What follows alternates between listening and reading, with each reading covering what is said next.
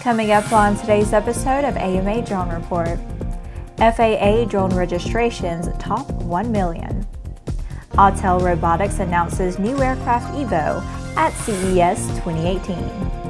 And FAA hit with class action lawsuit over drone registration.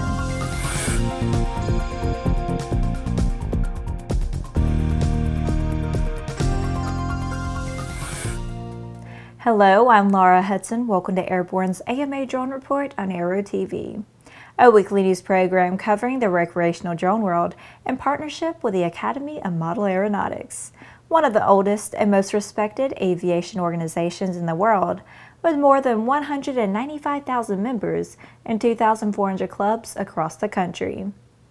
The FAA has registered 1 million drones, the DOT announced last week at CES in Las Vegas, with the vast majority of them being used for recreational purposes. Speaking at CES 2018, SecTrans Elaine Chao said that 1 million total registration figures include 878,000 hobbyists who receive one identification number for all the drones they own, and 122,000 commercial, public, and other drones which are individually registered.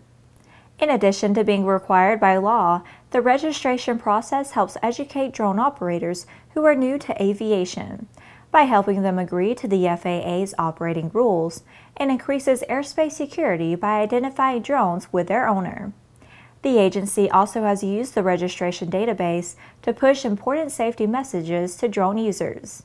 Registration was originally required under the FAA's Small Drone Registration Rule effective December 21, 2015. Under this rule, aircraft weighing more than 0.55 pounds and less than 55 pounds, including payloads such as onboard cameras, must be registered. Overturned by a court decision in 2017, the rule was recently reinstated in the National Defense Authorization Act passed last December. In the next Drone Minute, let's take a brief look at a few of the shorter stories that are making the rounds of the small UAS and hobby drone communities.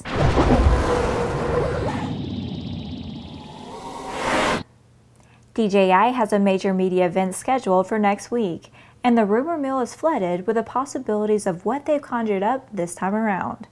The lead rumor sets indicate that a derivation of the popular DJI Mavic may be on the way, potentially named the DJI Mavic Air. But it's all guesswork until the 23rd. We'll keep you informed. SureFly passenger drone, which was to have been one of the highlights of CES 2018 in Las Vegas last week, was canceled due to poor weather conditions. A light drizzle fell over Las Vegas Monday, and that was enough to scrub the mission. The FAA cleared the SureFly to fly just after the new year. It is a two-place multi-rotor aircraft that is powered by a hybrid electric diesel engine. Authorities in Westmeath, Ireland are using video captured by drones to identify and prosecute people dumping trash illegally in the county, leading to several convictions for the offense. The aircraft are being used by the Environment, Water and Emergency Services (SPC) to fight illegal dumping in scenic areas of the county. The first technique to detect a drone camera illicitly capturing video is revealed in a new study published by Ben-Gurion University of the Negev and Weizmann Institute of Science Cybersecurity Researchers. The study addresses increasing concerns about the proliferation of drone use for personal and business applications and how it is impinging on privacy and safety. That was our Drone Minute. Now back to the rest of the news. Autel Robotics USA has announced its new flagship aircraft line, the EVO. EVO is a portable camera drone with foldable arms and a sleek, compact form factor. The drone was introduced last week at CES 2018. The EVO will be equipped with a 4K UHD camera on a 3-axis gimbal. EVO's camera records high-definition footage at 60 frames per second. Rear and front sensors let EVO fly with multiple intelligent flight modes and obstacle avoidance. EVO's controller has a built-in 3.3-inch OLED screen with live HD dual-band transmission and a 7-kilometer range. EVO is designed for missions such as dynamic tracking and 3D mapping.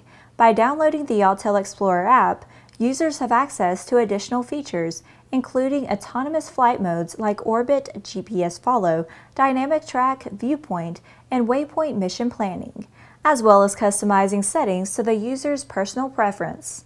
The EVO will fly for up to 30 minutes on a single charge and recharge in about 80 minutes. Its advertised top speed is about 40 knots. The FAA has been hit with another lawsuit over its drone registration database, and this time the agency is facing nearly $840 million in penalties.